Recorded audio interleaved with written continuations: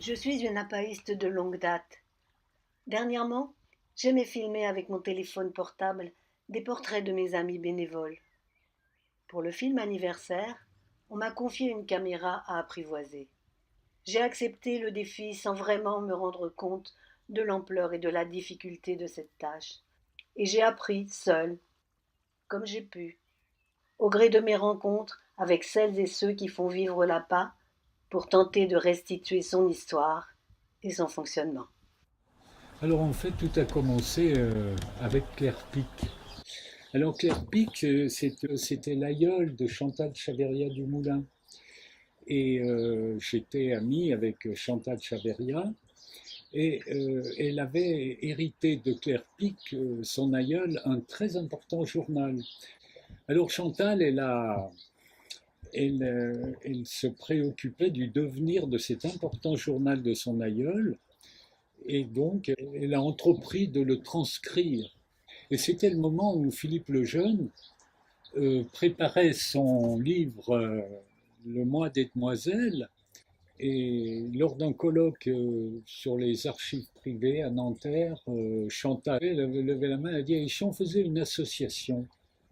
Et donc l'idée de l'association est plus ou moins partie de là pour, dans un premier temps, accueillir les desiderata des diaristes. Surtout, c'était orienté sur les journaux. Alors, j'ai rencontré l'APA par une amie d'enfance, Sonia Goldi, qui un jour, donc c'était en 92, m'a dit je vais à un week-end où on va créer une association pour l'autobiographie, voilà. Et je connaissais Philippe Lejeune parce que j'avais lu le pacte autobiographique quand j'étais en Cagne. Et l'autobiographie m'intéressait, et donc j'ai dit mais c'est super, je viens avec toi. Et voilà comment je me suis retrouvée à Ambérieu-en-Bugey ce 25 juin 1992 pour la création de l'association pour l'autobiographie et le patrimoine autobiographique. J'y ai rencontré des gens qui partageaient le même intérêt que moi pour les écrivains qui pratiquent l'autobiographie, qui avaient eux-mêmes une pratique d'écriture autobiographique. Ensuite, j'ai rejoint en fait la Faute à Rousseau, qui était donc la revue de l'APA. Le responsable de la publication, c'était Philippe Artière, qui est devenu un ami. Et voilà, c'était les débuts héroïques de la phare. Voilà, je me souviens, on bricolait la phare avec la photocopieuse. Enfin bon, c'était très artisanal. Et en même temps, c'était des échanges extrêmement riches. Voilà, c'est assez passionnant de participer à une revue. C'est un sport collectif. Donc, Et lorsque Philippe eut l'idée de travailler aux côtés de Chantal Chaveria à la création d'une association de diaristes, eh bien, il lui conseilla de me joindre et j'étais donc parmi les 18 qui se trouvèrent le 18 novembre 1992 à souhaiter la création de l'association. Très vite, Philippe nous a engagés dans l'action.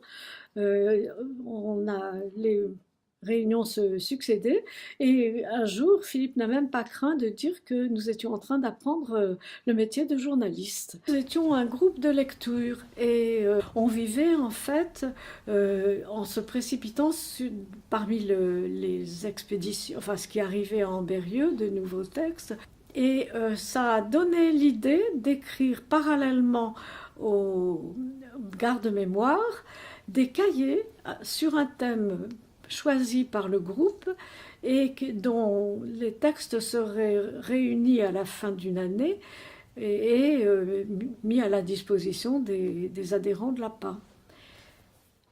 Aujourd'hui, c'est Elisabeth qui est responsable de la Faute à Rousseau. À un peu toutes les étapes, c'est quand même beaucoup un travail d'équipe. Et il n'y a guère que ce travail un peu technique de mise en page que je fais toute seule. 3 numéros par an, et comme la revue paraît depuis le début que l'APA existe, c'est-à-dire 1992, On en est actuellement à 86 numéros. L'année prochaine, ce seront les 30 ans de l'APA et on en aura fait donc 90. Jusqu'en 2017, nos archives étaient hébergées à la Grenette, dans la médiathèque d'Ambérieu. Faute de place, elles ont migré rue Panhard, dans les locaux des archives municipales d'Ambérieu. Florian nous fait découvrir le fond. Dans ces rayonnages sont conservés les 4000 documents qui ont été collectés par l'association durant ces 30 dernières années. Les documents sont classés par ordre d'arrivée, tout simplement, avec là aussi des volumes qui peuvent varier d'un dépôt à l'autre. Parfois, le dépôt se constitue simplement de quelques feuillets, et parfois, ce sont des volumes beaucoup plus importants. Il y a notamment des journaux personnels qui peuvent représenter plusieurs dizaines de volumes. Au sein de la boîte, un certain nombre d'éléments. Évidemment, le texte. Alors là, ici, c'est un original, donc on l'a évidemment en un seul exemplaire. C'est un document manuscrit. Voilà, donc assez ancien. Il date de 1899. Donc il est en exemplaire unique, mais lorsque c'est possible, nous recevons et on trouve dans la boîte 2 exemplaires du document, accompagnés parfois, notamment lorsqu'il s'agit de documents anciens, d'une retranscription du texte, ce qui permet aussi de communiquer la version tapée et donc moins fragile aux chercheurs, histoire aussi de préserver autant que possible le document original. Et puis, toujours dans la boîte, on retrouve parfois quelques éléments biographiques de la personne. Ici, l'écho de lecture, qui est ensuite diffusé sur le site internet de l'APA, également diffusé dans le garde-mémoire publié annuellement par l'association. Je pense qu'une manière intéressante justement de découvrir l'APA, c'est de s'intéresser au circuit des documents lorsqu'ils arrivent ici à Ambérieu, au siège de l'APA, puisque on commence d'abord par les enregistrer dans la base de données, vérifier que ce sont des documents autobiographiques, qu'ils sont inédits. Lorsque les documents sont enregistrés ici à Ambérieu, ils sont envoyés au sein d'un des groupes de lecture de l'association et au terme de la lecture est rédigé ce qu'on appelle à l'APA un écho de lecture. Et lorsque les textes sont écoutés, ils retournent ici à Ambérieu où ils sont ensuite conservés dans des conditions de conservation optimales au sein du magasin d'archives qui est situé à quelques pas d'ici. Qui sont les premières personnes à s'être intéressées à l'APA et au texte de l'APA? Mais les premiers qui sont venus étudier l'APA, mais c'était des chercheurs, des anthropologues. Et il y avait Anna Ayuso qui a fait sa thèse sur les mouvements autobiographiques en Europe. Et au fond, elle était plus intéressée, non pas tellement par les textes, mais elle était intéressée par les personnes qui se constituaient en association pour durer ensemble, pour vivre ensemble leur passion privée. Parce que l'écriture est une passion privée, l'écriture personnelle, bien sûr. Rapidement, il est venu bien sûr des chercheurs, d'abord des universitaires, et puis des gens qui venaient simplement pour faire une recherche personnelle. J'ai vu qu'il y avait beaucoup plus de travail en histoire, en sociologie, beaucoup plus qu'en philo, 1 ou 2, en psychologie, pas. Et à ma grande surprise, il y en avait très très peu en littérature. Comme si le genre autobiographique, qui est quand même largement représenté sur nos rayonnages, comme si le genre autobiographique, lui, n'avait pas été vraiment étudié en tant que genre. Et au fil du temps, maintenant, on voit arriver de plus en plus de documentaristes qui viennent chercher dans les fonds de l'APA, dans les textes, matière à éclairer un film.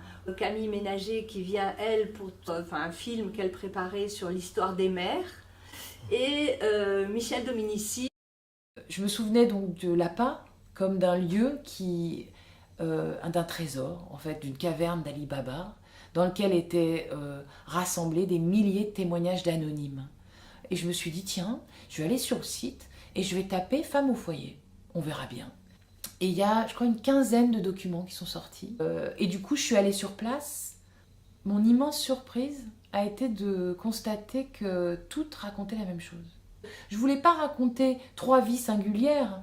Je voulais raconter, presque d'une manière sociologique, la vie de toutes les femmes au foyer à travers une femme ou 2 femmes ou 3 femmes au foyer. Enfin, c'est ça que permet l'APA, d'ébaucher une image collective d'un phénomène. Au cœur de l'APA, les groupes de lecture accueillent, avant archivage, les textes déposés. J'ai filmé le groupe de lecture Paris 1 créé en 1992 et auquel participe Philippe Lejeune. Les textes y sont répartis, les échos de lecture sont ensuite lus à chaque réunion et validés par le groupe après discussion. Oui, une des phrases clés qui accourt dans les groupes de lecture, c'est la fameuse lecture en sympathie. C'est un peu compliqué à comprendre au début. On comprend que, surtout, il ne faut pas juger. Alors, juger à 2 plans, juger au plan littéraire, ça, c'est encore assez facile de passer là-dessus. C'est un peu plus difficile pour ce qui est du jugement moral, quand on a des textes où l'auteur fait des choses qui nous paraissent difficiles à accepter. Et si on n'arrive pas à comprendre de l'intérieur et à écrire quelque chose sur cette vie-là, c'est mieux de passer la main à quelqu'un d'autre. Donc généralement, les déposants sont très contents de l'écho qu'on leur envoie et on peut le publier. Ils nous donnent l'autorisation parce qu'on leur demande si on peut le mettre dans les garde-mémoire. Oui, c'est important de voir que l'écho, ce n'est pas une correspondance privée entre un déposant et un confident. C'est surtout une relation entre un déposant qui s'adresse à une institution. Cette valeur de groupe institutionnel donne toute sa valeur, toute sa légitimité à ce travail. J'ai envoyé à l'APA 2 exemplaires, je pense, du manuscrit. Peu de temps après, j'ai reçu un courrier de Jacqueline Brisson. Et dans ce courrier, il y avait l'écho, c'est-à-dire la réception de mon manuscrit. Et c'était d'une telle sensibilité, et c'était tellement en écho, en effet, à ce que j'avais ressenti. C'était comme une validation de mes propres écrits. Et donc, l'écho de l'APA, mais ça m'a confortée. Et j'aime aussi participer au groupe de relecture. J'ai participé au cahier de relecture sur Maghreb et autobiographie. J'ai participé aussi à écrire la maladie et aussi au cahier sur notre mai 68. Je trouve que c'est tout à fait complémentaire de la lecture des textes nouveaux qui sont déposés à l'APA. Et dans les cahiers de relecture, c'est une toute autre démarche. Et ça a été la première quand même initiative de l'APA pour répondre à une demande qui nous est faite, et bien heureusement très souvent, comment lire, parce que tout le monde ne peut pas aller à Ambérieu, s'installer à Ambérieu pour lire les textes. Et ce qui est très intéressant, bien entendu, c'est de lire donc toute une série de textes sur le même thème. Ce cahier, pour moi, est particulier, parce qu'il a donné lieu à un échange de textes avec nos amis des associations allemandes, belges, italiennes, pour nos publications respectives. Depuis 2015, l'EDAC regroupe les organismes qui archivent en Europe les égo-documents inédits. Peu à peu, l'idée est venue de créer une collection basée sur les archives de l'APA. Comment leur donner une audience un peu plus large ? Eh bien, l'idée est de partir d'une thématique précise, l'amour, les femmes dans la guerre, qu'un chercheur, une chercheuse, en général des apaïstes, mais pas forcément, plonge dans le fond de l'appât et avec cette idée en tête, constitue un corpus d'une dizaine de textes ou d'extraits de textes sur cette thématique précise. Des adhérents forment des groupes en région, à Lyon, Nantes, Paris, Toulouse, Genève, Lausanne. Ils organisent librement leurs activités. J'ai participé au groupe Paris 4, animé par Simone Ferradou pendant plus de 10 ans. On y lisait des textes écrits chez nous et échangions sur les livres autobiographiques que nous avions aimés. Aujourd'hui, je suis devenu l'animateur de ce groupe, et ça nous est arrivé récemment, d'inviter un auteur d'un livre qui nous intéresse. Très récemment, on a invité, c'était un peu particulier, la fille d'une des membres du groupe, Sandra Van Bromersch, qui a écrit un livre qui relate son expérience de 20 ans comme dame de compagnie de Lucette Détouche, la veuve de Céline. Après un premier blog temporaire créé par l'APA, ayant donné lieu à un cahier Vivre confiné, Pierre l'a prolongé et animé pour qu'il soit plus pérenne. Ce deuxième blog, il s'appelle Grain de sel, et on en est à aujourd'hui presque bientôt 400 billets échangés. J'ai été rencontrer le groupe de Genève. Nous sommes une quinzaine de personnes qui se rencontrent à peu près toutes les 6 semaines. Le principe, en fait, est d'alterner entre des lectures de textes courts que nous préparons sur des thèmes prédéfinis. C'est la séance qui suit. Normalement, on a soit un invité, soit c'est un membre du groupe qui présente un livre ou une démarche liée à l'autobiographie. Ce jour-là, Huguette Junot a rappelé le lourd travail et le plaisir d'organisation des journées de l'APA à Genève. Les conférences, les spectacles, les visites et les repas furent une réussite. Je vous présente donc les cahiers de l'APA, juin 2016. Et la spécificité de ce cahier, c'est que ce sont des lectures du fond APA, qui reflètent tout à fait, si vous voulez, et la position des Suisses par rapport à la dernière guerre, les idées aussi de la France par rapport à la Suisse, et à travers ceci, on a découvert beaucoup de choses. Ce cahier, en tout cas pour moi maintenant, est tout à fait en miroir avec maintenant. La Suisse a cassé si vous voulez, sa neutralité cette fois-ci, et s'est alignée avec l'Europe pour la guerre en Ukraine. J'ai rencontré aussi le groupe local de Toulouse. Nous avons eu à cœur très très vite de faire connaître l'APA en région et donc d'organiser des rencontres sur l'extérieur, des présentations dans des librairies. À ce titre-là, Marie-Hélène Roch, qui nous a quittés aujourd'hui, et avait très à cœur de cette ouverture, de faire connaître l'APA, de transmettre les objectifs de l'APA en région. Le groupe a organisé en 2013 le séminaire Jeux au travail, avec des tables rondes, des ateliers collage et des lectures à haute voix, extraits du fond de l'APA sur le travail. Tout au long de l'année, nous organisons des événements pour nous rencontrer et partager notre intérêt pour l'autobiographie. Le week-end festif des journées de l'APA en est assurément le point fort. L'APA, en effet, a été fondée pour résoudre un problème de transmission. Que pouvais-je faire des bouteilles à la mer que je recevais par la poste, autobiographie orpheline à la recherche d'un destinataire?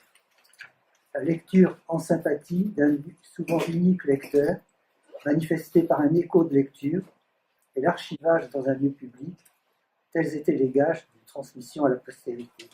J'en profite pour souhaiter ici la bienvenue aux nouveaux, qu'ils sachent que les journées d'autobiographie ne sont pas un congrès savant, même si la science n'en sera pas absente, mais des rencontres amicales où chacun peut apporter et recevoir. Débats, ateliers, cartes blanches, repas pris en commun, covoiturage ou trajet, toutes les occasions seront bonnes pour partager.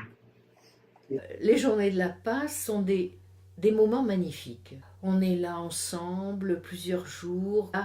L'APA est là, en chair, en os, en voix. Ça me rappelle un peu mes 68. C'est l'ouverture, ça parle. Lors des conférences, des débats, mais ça parle en prenant les repas. Ça parle à tous les moments et c'est merveilleux. Et on fait des rencontres. Alors, on rencontre soit parce que l'on a assisté à un même atelier, soit parce que on a vu une petite exposition. Oui, alors je parlais des cartes blanches et parce que c'est la possibilité qui est donnée à tout adhérent de réunir des gens autour d'une thématique qui leur tient à cœur. Donc tout ça, c'est magnifique. En hiver, nous organisons une matinée du journal. Le diariste Yves Charnay a débattu avec son ami Pierre Bergogneau sur son livre Carnet. Au printemps, nous organisons une table ronde. Ce jour-là, Raphaël Bondu, Françoise Bonneau-Jorgens, Annie Rambion et Michel Vanet ont expliqué la motivation de leur dépôt et leur réaction aux échos reçus. Le public dans la salle a posé de nombreuses questions et donné à son tour des témoignages particulièrement émouvants. À l'occasion des 30 ans de l'APA, une petite équipe a conçu et fait réaliser des panneaux d'exposition sur notre fond. Inaugurés en mai 2022 à la médiathèque d'Ambérieu, les habitants de la région ont pu découvrir quelques manuscrits originaux de journaux, ainsi que 14 panneaux largement illustrés, présentant 12 dépôts emblématiques, reflétant la variété, la richesse de nos collections, véritable mémoire sociale de l'intime. Une autre équipe s'est chargée de concevoir et faire publier un livre illustré qui présente l'histoire de l'association en rassemblant des témoignages, des membres fondateurs, de personnalités ayant collaboré avec l'APA et de textes du fond. Notre association nationale, loi 1901, reconnue d'intérêt général, a pour président actuel Philippe Lejeune. Elle fonctionne grâce à un conseil d'administration, un bureau, un archiviste salarié et à la forte implication de ses bénévoles. Les besoins de financement, qui reposent avant tout sur les cotisations de ses adhérents et de la ville d'Ambérieu pour ses locaux, nécessitent des soutiens actifs comme celui de la Fondation La Poste. La rencontre avec l'APA, elle aboutit forcément à un soutien de notre part, puisque cette association est très engagée sur l'écrit, le témoignage de l'écrit, sa transmission, son partage. C'est pour cela que nous sommes très heureux de nous associer à son activité ainsi qu'à son anniversaire en 2022. Notre principal soutien provient de la générosité de Madame Gisèle Grimm, qui a déposé le fonds impressionnant des archives des créations de sa fille Ariane, décédée accidentellement à l'âge de 18 ans. J'ai quand même réalisé l'importance que l'APA pouvait avoir pour ma fille. J'avais qu'une idée, c'est surtout qu'elle vive n'importe comment, mais qu'elle vive. Je ne pouvais qu'être généreuse avec elle, avec l'APA. Je me suis dit, faisons vivre Annick, rétribuons l'APA pour sa générosité vis-à-vis d'Annick. Je pense que l'APA mériterait déjà d'être en fait beaucoup mieux connue que ce qu'elle n'est. Le deuxième point, je crois, qui va être important, ça serait de faire en sorte que le fonds soit progressivement numérisé, notamment les documents les plus anciens. Ensuite, il y a une autre grande idée pour l'avenir, une idée que Philippe Lejeune a souvent mise en avant, c'est qu'il faudrait que nous ayons en France une maison d'autobiographie, c'est-à-dire un lieu qui soit vraiment un lieu accueillant, pas seulement des archives comme le sont nos archives en Berrieux, mais un lieu dans lequel il y ait également des salles de réunion. Pourquoi pas d'avoir un petit musée dans lequel on présenterait une partie des documents de l'APA, même pourquoi pas avoir zone permettant des résidences. Il faut chercher les opportunités. On y travaille, nouer des partenariats. Notamment, on essaye de développer des choses dans la région Rhône-Alpes, puisque c'est la région d'Ambérieu. Ça pourrait être un petit peu central par rapport à ce que une de nos interlocutrices dans nos différentes démarches présentait comme une sorte de triangle de l'autobiographie entre Pieve San Stefano et Emmendingen, Pieve San Stefano en Italie, Emmendingen en Allemagne, et quelque chose en région Rhône-Alpes, soit Ambérieu, soit pourquoi pas à Lyon. L'APA est à l'image de Philippe Lejeune. Son engagement passionné, sa culture, son humanité changent nos vies de façon singulière. Dans un climat amical, il incite chacune et chacun à donner le meilleur de soi-même. Les gens à l'APA sont concernés naturellement par la vie des autres. Et lire les textes, en faire les échos, etc., je trouve que c'est extraordinaire. Et toujours en sympathie, comme on dit. Et ça, c'était très fort. Et quand j'ai rencontré Philippe Lejeune, qui m'impressionnait beaucoup, mais qui m'a tellement dit de belles choses tout à fait simples et naturelles, que c'est devenu vraiment comme un frère. C'est tellement fantastique que Philippe ait créé l'association et qui permette à tout le monde de vivre au-delà de la mort. Voilà.